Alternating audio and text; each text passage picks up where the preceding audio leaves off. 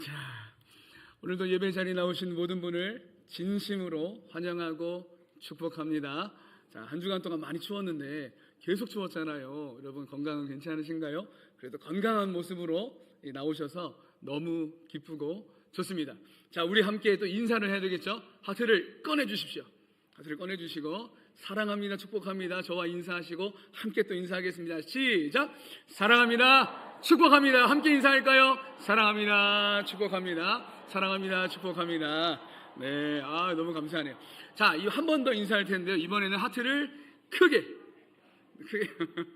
크게 하셔서 이번 옆에 분과 눈을 마주치면서 주의 사랑으로 사랑합니다. 자, 아셨죠? 시작! 주의 사랑으로 사랑합니다. 자, 앞뒤로도 인사할까요? 주의 사랑으로 사랑합니다. 주의 사랑으로 사랑합니다. 할렐루야. 좋습니다. 이렇게 우리가 활짝 웃으니까 우리 하나님 얼마나 기뻐하실까, 그죠? 네, 우리 하나님께서 오늘도 이 예배 가운데 함께 하심을 믿습니다. 주의 영광으로 채워주실 줄 믿습니다. 잠시 기도하겠습니다. 항상 기뻐하라, 쉬지 말고 기도하라, 범사에 감사하라. 이것이 그리스도 예수 안에서 너희를 향하신 하나님의 뜻이니라. 아멘. 인간의 생사화복을 주관하시는 전능하신 아버지 하나님, 우리에게 오늘도 복된 주일을 허락해 주시니 진심으로 감사드립니다.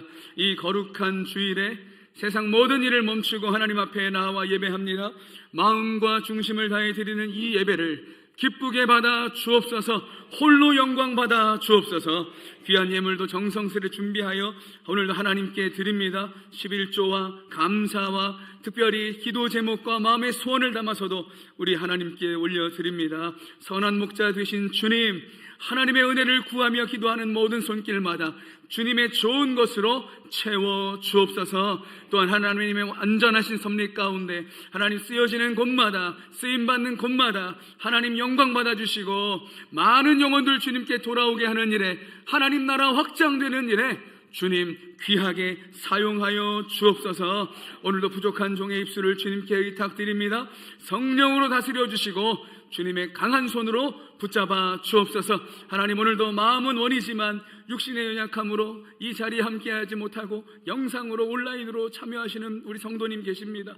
주님 한 분 한 분을 주님 기억해 주시고 그 마음을 주님이 아시오니 속히 회복되어서 주님 앞에 나와 함께 예배할 수 있도록 은혜를 베풀어 주옵소서. 군복무, 해외 유학, 또 우리 주위의 자녀들을 또 주님께서 붙들어 주시어서 온전히 눈동자같이 보호해 주시고 선하게 인도하여 주옵소서. 예수 그리스도의 이름으로 기도드리옵나이다. 아멘. 아멘. 할렐루야. 아멘. 오늘도 우리에게 꼭 필요한 은혜 주실 줄 믿습니다. 아멘. 우리는 살면서 누구에게 싫은 소리 듣는 거 좋아하시는 분 아무도 안 계실 거예요. 비판을 받거나 지적을 받으면 사실 우리가 스스로 뉘우치기보다는 마음이 먼저 상하기도 하고, 우리 속에 그때 숨어있던 방어 기제가 막 작동하기 시작해요. 어떻게 받아치지? 어떻게 내가 복수해주지? 이런 생각이 있을 때가 있어요. 하지만 여러분, 인간관계나 신앙생활에서 비판보다 더 무서운 게 있다면 바로 무관심일 겁니다. 부부싸움 할 때도 서로 섭섭한 부분을 말할 수 있다면 아직 희망이 있는 거예요. 섭섭한 부분, 내 상대방을, 우리 배우자를 향하여서 내가 원하는 부분을 얘기를 할 수 있다면 관계를 개선하고 싶은 마음이기 때문에 그렇습니다. 그러나 정말로 마음이 떠나면 상대방이 무엇을 하든지 상관하지 않아요. 침묵합니다. 바로 관계의 끝이 그렇게 나는 거예요. 오늘 우리는 요한계시록 7교회 중 마지막 교회인 라오디게아 교회를 봅니다. 모두가 잘 알고 계시겠지만 이 교회는 요한계시록 2장과 3장에 기록된 7교회 중에 유일하게 단 한마디의 칭찬도 듣지 못한 교회였어요. 주님이 이 교회를 향해 차지도 않고 뜨겁지도 않다, 내 입에서 너를 토하여버리겠다, 이 충격적인 말씀을 하시는데요. 겉으로 보면 예수님의 분노처럼 보이고 저주처럼 보입니다. 하지만 우리는 오늘 본문에서 가장 깊은 곳에 숨겨져 있는 예수님의 진짜 마음을 읽어내야 해요. 19절 말씀을 한번 볼 텐데요. 오늘 설교의 핵심 열쇠가 있는 구절이고 여기서 제목이 나왔어요. 우리 같이 한번 19절 말씀 읽어볼까요? 시작. 무릇 내가 사랑하는 자를 책망하여 징계하노니 그러므로 내가 열심을 내라 회개하라. 아멘. 여러분 이 말씀을 읽으실 때 어느 단어에다가 좀 이렇게 중점적으로 읽으십니까?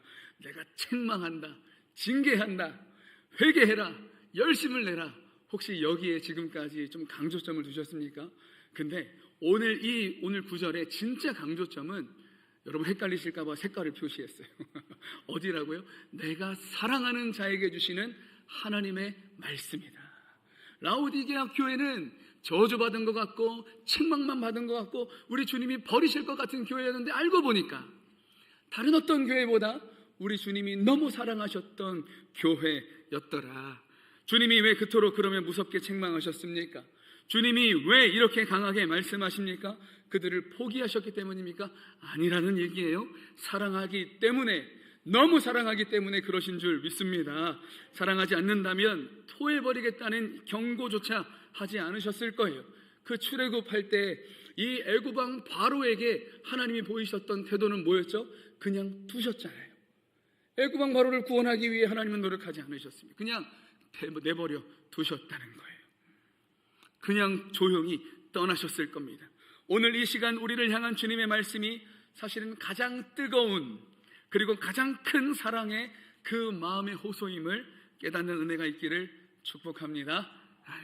자, 그렇다면 주님께서 왜 그토록 이 라오디게아 교회를 안타까워하셨는지 그 배경을 깊이 한번 살펴봐야 되겠지요. 오늘 본문의 15절, 16절 말씀인데요.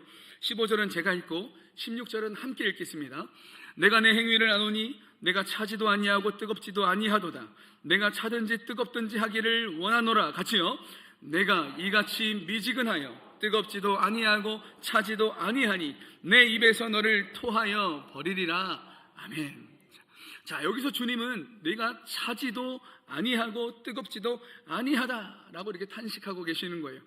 흔히 이 본문을 우리가 해석할 때 어떻게 해석합니까? 열정이 식었다라고 이렇게 해석을 하는 거예요. 영적으로 불신자처럼 차가워지지 말고 이 신앙을 뜨겁게 회복해라. 그런데 지금은 불신자도 아니고 신앙이 있는 사람도 아니고 그 중간에 어중간한 지점에 있다 보니까 다시 신앙을 회복해라. 이렇게 우리가 생각할 때가 많은데요. 하지만 우리 주님께서는 오늘 분명하게 말씀하세요. 차든지 뜨겁든지 하기를 원한다고 말이시죠. 이것은 라오디게아의 지리적 배경을 알면 이 말씀의 진짜 의미를 알 수 있는데요. 당시 그 지역 사람들은 이 상황을 너무도 잘 알고 있었기 때문에 이 예수님의 책망, 차든지 뜨겁든지 하라, 이 말이 정말 잘 이해가 됐을 거예요. 라오디게아는 교통의 요충지이자 부유한 도시였지만 치명적인 약점이 하나 있었습니다. 바로 자체적인 식수원이 없었다는 거예요. 물이 부족했다는 말입니다. 그래서 인근의 도시인 히에라볼리와 골로새에서 물을 끌어와야만 했었어요. 그 땅에는 물이 부족하고 물을 먹을 수 없으니까. 북쪽으로 10km 정도 떨어진 곳에는 히에라볼리라는 도시가 있었는데요. 유명한 온천이 있었습니다. 아주 따뜻하고 뜨거운 물이요. 지금 현재 유네스코 세계유산으로 지정된 파무칼레라고 이제 이름이 바뀌었는데요. 그곳에 뜨거운 물은 사람의 질병을 치료하는 효과도 있었대요. 그리고 동쪽으로 한 16km 정도 가게 되면 골로새라는 지역이 있었는데 이 골로새는 히에라볼리의 뜨거운 물과 반대로 만년설에서 흘러내려오는 아주 차가운 물이 생수가 있었습니다. 이 물은 사람을 향하여서 청량감을 주고 정신을 번쩍 들게 할 만큼 아주 시원했다고 합니다. 문제는 이 물들이 수로를 타고 라오디게아까지 오는 동안 발생했다는 거예요. 뜨거운 온천수는 다 식어버렸고 차가운 생수는 미지근해졌습니다. 더구나 이 지역의 물에는 석회질과 유황 성분이 많아서 미지근한 상태에서는 냄새도 나고 구역질할 정도로 이 침전물이 있어서 먹을 수가 없었던 거죠. 씻을 수도 없었던 쓸모없는 물이 되어버렸다는 거예요. 시작은 뜨겁고 시작은 차가웠지만 이 수로를 통해서 오는 그 과정 속에서 미지근해지더라. 결국은 쓸 수도 없고 먹을 수 없는 물이 되었더라. 즉 히에라몰리의 뜨거운 온천수처럼 사람을 향하여서 회복시킬 수도 없고 골로새의 차가웠고 신선한 물처럼 사람들을 시원하게 새 힘을 줄 수도 없는 아무짝에도 쓸 수 없는 물이 되어버렸다는 거예요. 주님의 책망이 바로 여기에 있습니다. 너희의 신앙이 도무지 영향력이 없다. 세상 사람들을 치유하지도 못하고 뜨거워서요.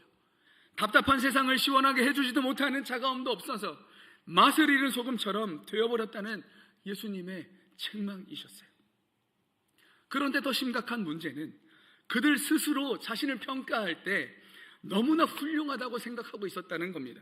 우리 본문 17절 말씀인데요, 우리 같이 한번 읽어볼까요? 시작. 내가 말하기를 나는 부자라 부요하여 부족한 것이 없다 하나. 아멘. 역사적으로 라오디게아는 정말 사실적으로 엄청난 부자 도시이기도 했습니다.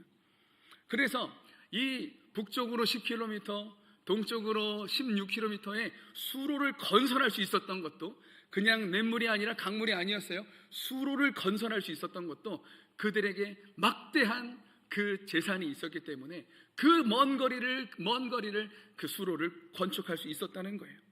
금융업의 중심지였고 상업의 중심지였습니다. 얼마나 돈이 많았냐면 AD 60년경에 그 지역과 그 주변 지역에 대지진이 일어났어요. 다 부서지고 다 무너졌단 말이죠. 그래서 로마 황제가 로마 정부에 그 재정을 들여서 각 도시를 재건해 주겠다고 이렇게 공문을 보냈죠. 그런데 그들은 얼마나 금을 쌓아놓고 있었는지 우리는 도움 필요 없다고요. 우리 힘으로 재건할 테니까 신경 쓰지 마시라고. 그렇게 스스로 도시를 재건할 만큼 넉넉한 도시였다는 거예요. 금을 쌓아놓고 있었고 그들의 옷은 최고급 양털 옷, 지금의 뭐라고 할까요? 모피? 네, 그 최고급 옷을 입고 있었고 의료 산업도 발달해서 의과 대학까지 있었습니다. 특히 안약이 그 지방에 아주 유명해서 주변 나라들에게 다 수출할 만큼 그렇게 아주 뛰어난 지역이었습니다. 그래서 그랬는지 그들을 영적으로 그들은 축복받았다고 착각하고 있었다는 거죠. 그런데 예수님의 진단은 어땠습니까? 정반대였더라. 우리 본문 17절 말씀 끝까지 이번엔 다 같이 한번 읽어보겠습니다. 시작. 내가 말하기를 나는 부자라 부요하여 부족한 것이 없다 하나 내 곤고한 것과 가련한 것과 가난한 것과 눈먼 것과 벌거벗은 것을 알지 못하는도다. 아멘. 사랑하는 성도 여러분, 이게 얼마나 무서운 일입니까? 나는 죽을 병에 걸려서 지금 체중도 빠지고 막 이 안에서 막 문제가 일어나서 얼굴 빛도 막 흑빛으로 바꿔가는데 정작 그 사람은 난 건강하다고 생각하고 있다는 것과 같은 거예요. 그들은 육적으로는 부유했을지 모르지만 영적으로는 빈곤한 인생이었습니다. 그리스도의 의로 옷 입지 않은 벌거숭이였고 하나님의 나라를 볼 수 있는 믿음의 시력을 상실한 영적 맹인이었습니다. 저는 이 라오디게아 교회를 통하여서 이 시대의 교회를 향한 두려운 마음이 있습니다. 혹시 현대 우리가 지금 살고 있는 이 시대의 교회의 모습이 혹시 라오디게아 같은 모습이 되지 않기를 바라는 거예요. 건물은 화려해지고 시스템은 좋아지고 뭔가 더 많아지고 교인들도 우리 성도님들도 사회적인 또 지위도 높아지고 우리는 부족한 것이 없다 이렇게 말하고 그렇게 착각하고 있는 것은 아닐까. 그러나 주님이 보실 때 우리 영혼은 비쩍 말라 있고 영적인 눈은 멀어 있고 세상의 가치관에 휩쓸려서 벌거벗은 모습이라면 얼마나 두려운 일이겠습니까? 이런 상황에서 주님은 우리를 너무 사랑하시기 때문에 오늘 말씀의 라오디게아 교회를 너무 사랑하시기 때문에 이 아픈 진실을 직면하게 하시는 거예요. 그들의 가면을 벗겨주시고 그리고 그 자신의 병을 알게 하셔서 그 병을 알아야 의사를 찾기 때문에 그렇게 되는 거예요. 자신의 위기를 인정해야 주님의 은혜를 다시 찾을 수 있기 때문에 예수님께서는 사랑하는 마음으로 라오디게아 교회에게 오늘 말씀하셨더라. 예수님은 진단만 하고 비판만 하시는 분이 아니었습니다. 살 길을 열어주시는 분이죠.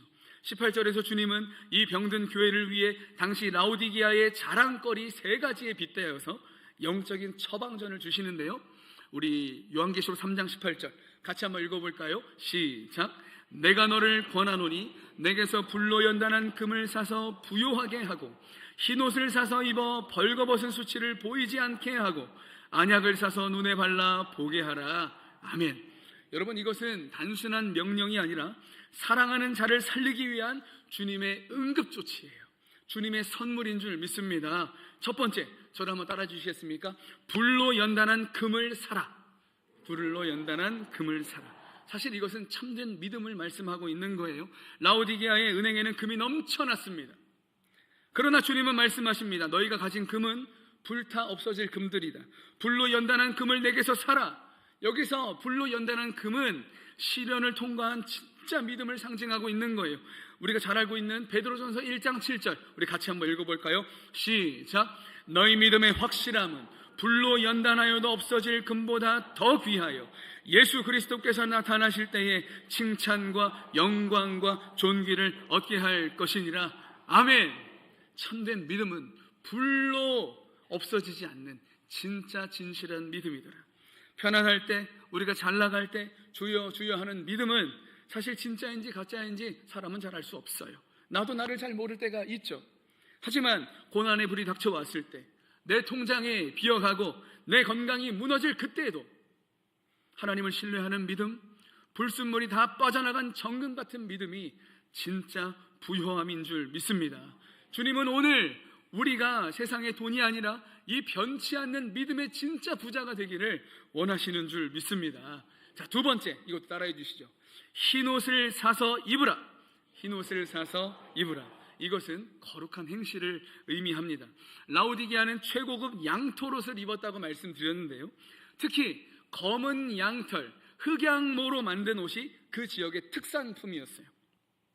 그들은 그 비싼 검은 옷을 입고 자랑하기도 했답니다. 흑양의 털은 흰색 양털에 비해서 훨씬 부드럽고 윤기까지 났다고 해요. 하지만 주님은 그 검은 옷으로는 너희들의 영적 수치를 가릴 수 없다. 아무리 좋은 옷으로 치장해도 진짜 이 영적 수치를 가릴 수 없는 지경에 이르렀다는 것을 얘기하고 계십니다. 그리고는 흰옷을 사서 입으라고 말씀합니다. 그러면 여기서 말씀하시는 흰옷의 정체는 무엇일까? 요한계시록 19장 8절인데요, 여기에서 흰옷에 대해 이렇게 말씀합니다. 같이 읽겠습니다. 시작.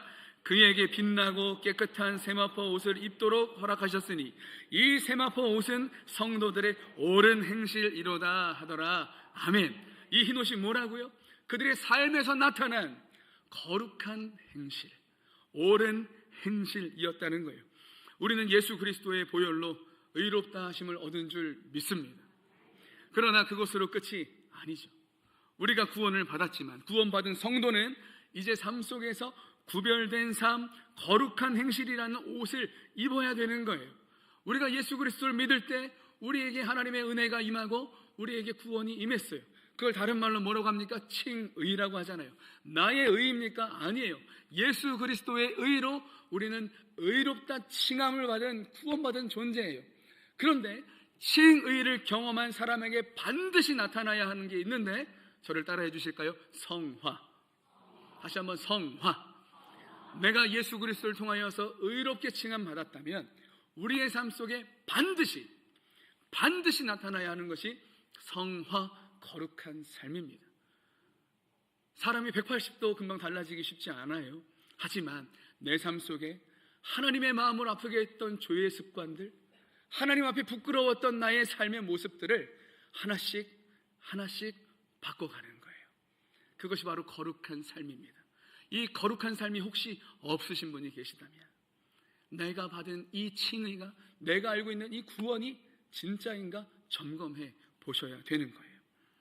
세상 사람들과 똑같이 욕심내고 똑같이 싸우고 똑같이 음란하다면 우리는 영적으로 벌거벗은 거예요.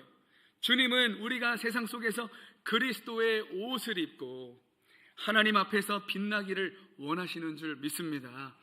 이 말씀은 어떤 말씀? 우리가 오해하기 쉬워요. 그러면 그리스도인들은 돈을 벌면 안 되나? 돈을 많이 내가 그래도 어떻게 하다 보면 돈이 이렇게 좀 많이 버는 경우가 있잖아요. 그거 안 되나? 그거 죄인가? 여러분, 그걸 말씀드리는 게 아니에요. 저는 전에도 한번 말씀드렸듯이 우리에게 하나님이 물질을 주시는 것은 축복의 하나의 방법이기도 하지만 그것을 넘어서 하나님이 우리에게 주신 은사라고 설명을 드렸어요. 은사가 뭐죠? 하나님 나라를 위하여서, 주의 교회를 위하여서 하나님이 일하라고 주신 거예요. 하나님께서 맡겨주신 거예요. 그러면 우리는 감사함으로 그것을 통해 하나님의 일을 감당하면 되는 거예요. 그런데 여기서 말하는 건 무엇입니까? 돈을 벌지 말라는 말씀 아니, 여러분 돈 많이 버셔서 하나님 일 많이 하세요. 근데 중요한 건 돈에 매달려 살지 말라는 말씀인 줄 믿습니다. 돈 때문에 믿음을 저버리지 말고 물질 때문에 거룩함을 포기하지 말라는 말씀인 줄 믿습니다. 실제로 당시 상인으로서 그 라오디게아 지역에서 상인 활동을 하려면 상인들 조합에 가입해야 했습니다. 그래야 유통도 하고 양모도 팔고 안약도 팔고 할 수 있었으니까요. 그런데 이 조합에 가입하면 한 가지 큰 문제가 있었다는 말이에요. 바로 그리스 로마의 우상신 앞에, 황제 앞에 절을 해야만 하는 의식이 있었다는 거예요. 그래서 당시 신실한 기독교인들은 그 조합에 가입하지 않기 위해서 각종 불이익을 받았습니다. 어렵지만 힘들지만 그 믿음 고수하기 위해서, 그 믿음 지키기 위해서 스스로 어려움을 택했다는 거예요. 그런데 오늘 라오디게아 교인들이 부유했다는, 상업이 발달한 도시에서 그 상업으로 인하여서 부유했다는 사실은 그들이 예수를 믿는다고 하면서도 그 조합에 가입했다는 것을 반증하고 있어요.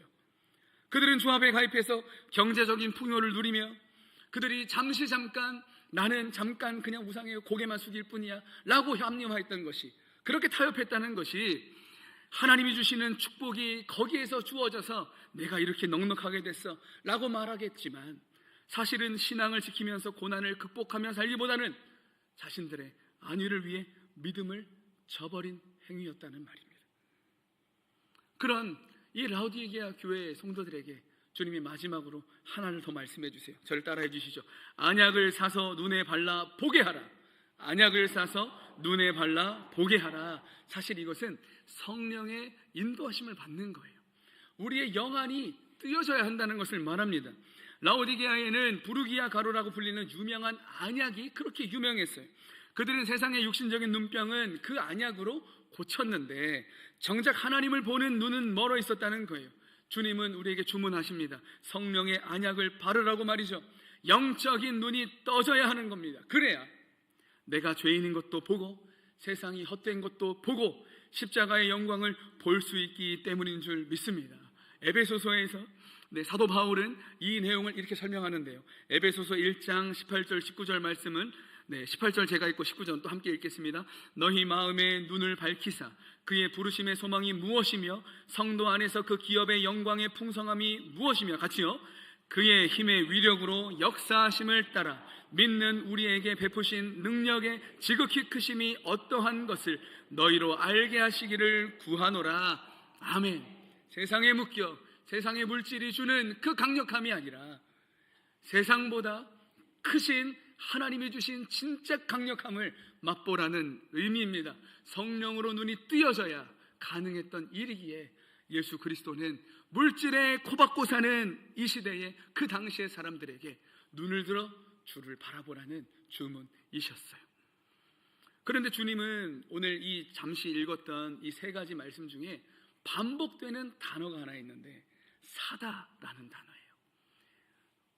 믿음으로 불로 연단한 금을 사라. 흰옷을 사서 입으라.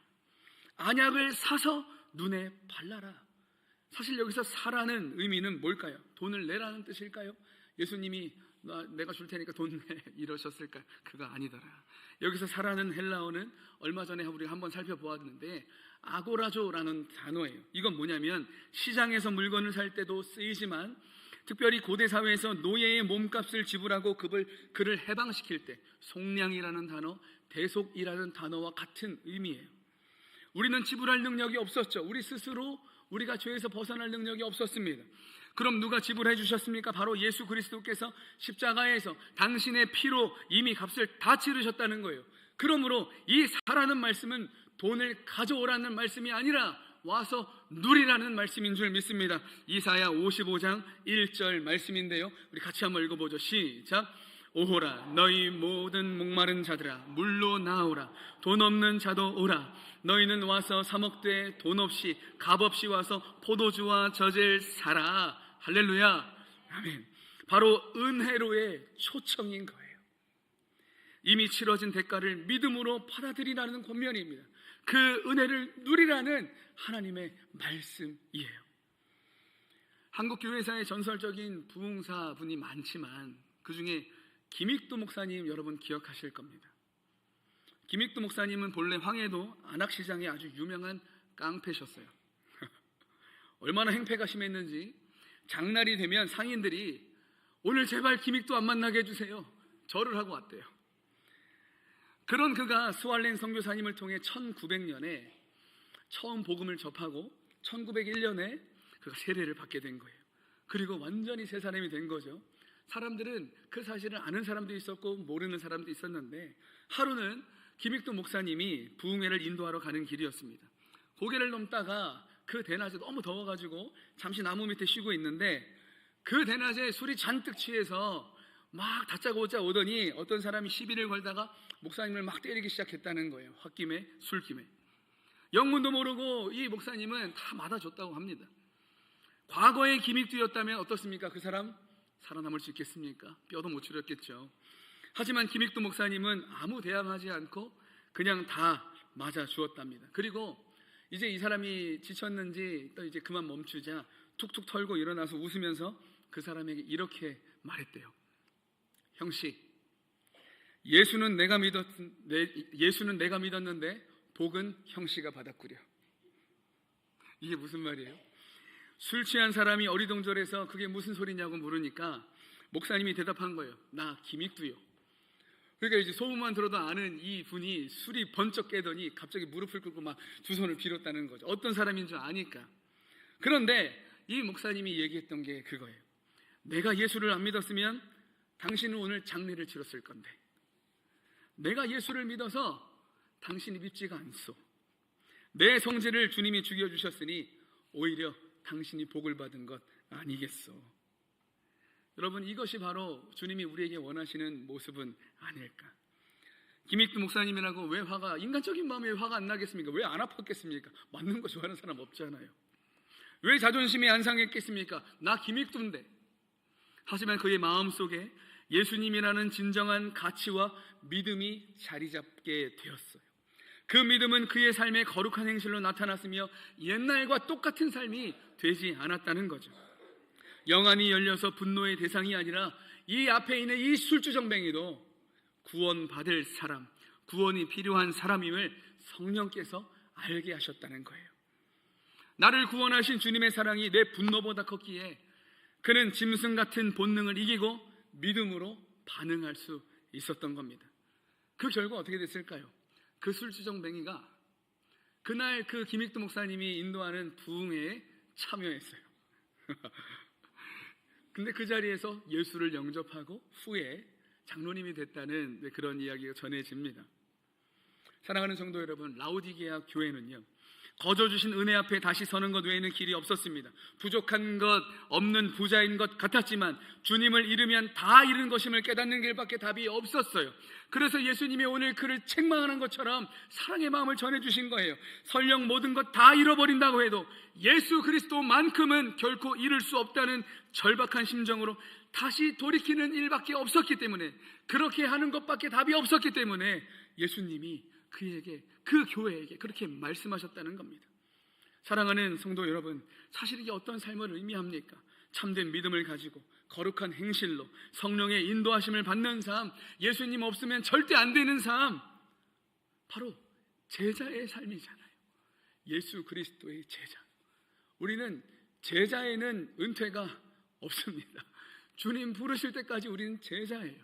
예수님 죽을 때까지 닮아가야 되고 예수님의 영광을 위해 살아가야 하는 삶 속에서 예수님의 말씀을 증거하고 가르치고 예수님의 말씀을 따라 살아가야 하는 제자인 줄 믿습니다. 자, 그렇다면 우리 삶에도 이제 한번 적용해야 되겠죠. 이제 말씀을 마무리할 건데요. 제자도의 본질이란 책을 쓰신 플로이드 맥클랑이라는 목사님은 그의 책에서 제자도의 핵심, 제자라면 삶에서 나타나야 되는 사랑을 세 가지로 정의했어요. 첫 번째, 예수님을 사랑해야 한다.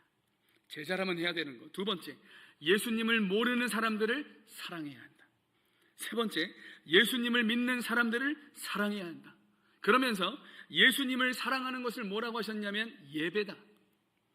예수님을 모르는 사람들을 사랑하는 것을 선교다. 예수님을 믿는 사람들을 사랑하는 것을 그리스도 안에서 교제다.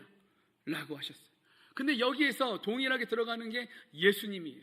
그러니까 우리가 예배하는 것도, 선교하는 것도, 교제하는 것도 예수님이 없으면 어떻게 돼요? 예수님 없는 예배는 내 마음의 안정을 위한 그냥 하나의 의식일 뿐이에요. 예수님 없는 선교는 나의 의를 드러내는 그냥 선한 행실인 거죠. 예수님 없는 교제는 지속될 수 없는 관계예요. 저와 여러분 이렇게 만난 거 하나님의 은혜 가운데 정말 기적 같은 일이잖아요. 그런데 인간적인 마음으로 우리가 얼마나 더 기뻐하고 얼마나 좋은 관계를 유지할 수 있을까?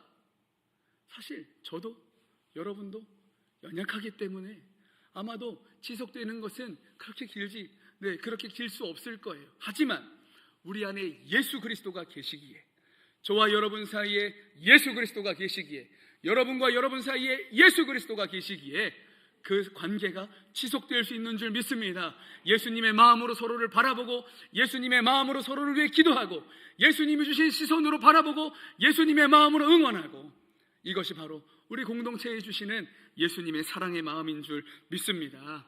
예수님의 관점으로, 예수님의 마음으로, 자신의 기준이 아니라, 세상의 기준이 아니라 말씀을 붙잡고 살도록 부르심을 받은 사람이 바로 제자라는 거예요. 결국 세상을 변화시킬 수 있는 사람은 예수 그리스도의 제자들인 줄 믿습니다. 그래서 우리가 이 표어로 정한 게 행복한 사람이 행복한 세상을 만들 수 있게 되는 거예요. 이 말씀을 맺습니다. 오늘 본문 마지막에서 주님은 사랑의 초청을 하시는데요, 20절 말씀 우리 같이 한번 읽어볼까요? 시작. 볼지어다 내가 문 밖에 서서 두드리노니 누구든지 내 음성을 듣고 문을 열면 내가 그에게로 들어가 그와 더불어 먹고 그는 나와 더불어 먹으리라. 아멘. 주님은 오래전 자만에 빠져 잠든 라오디게아 교회의 문을 두드리셨듯이 오늘 우리 마음의 문을 두드리고 계십니다. 여기서 더불어 먹는다는 것은 단순한 식사가 아닙니다. 주님은 우리가 세상의 풍요로운 육의 밥상의 마음을 빼앗기지 말고 주님과 더불어 말씀을 먹고 주님과 더불어 은혜를 마시는 하나님 나라 잔치를 누리자고 요청하시는 거예요. 라오디게아 교인들은 돈으로 차린 진수성찬을 먹었지만 정작 그들의 영혼은 허기진 채 있었습니다.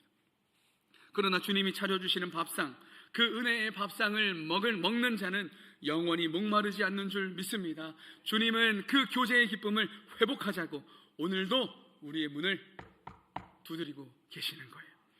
라오디게아 교회는 칭찬 한마디 못 듣는 부끄러운 교회였지만 역설적으로 주님의 가장 끈질긴 사랑을 받은 교회였습니다.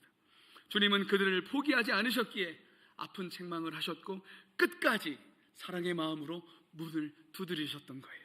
사랑하는 성도 여러분, 우리의 신앙이 미지근해질 때마다, 우리의 신앙이 흔들릴 때마다, 우리의 신앙이 때로는 삶 안에서 하나님을 향한 간절함을 잃어버릴 때마다 다시 이 말씀을 기억해야 돼요. 끝까지 우리를 붙드셨던 그 예수 그리스도의 마음을 기억하며 값없이 주시는 주님의 은혜를 다시 사실 수 있기를 축복합니다.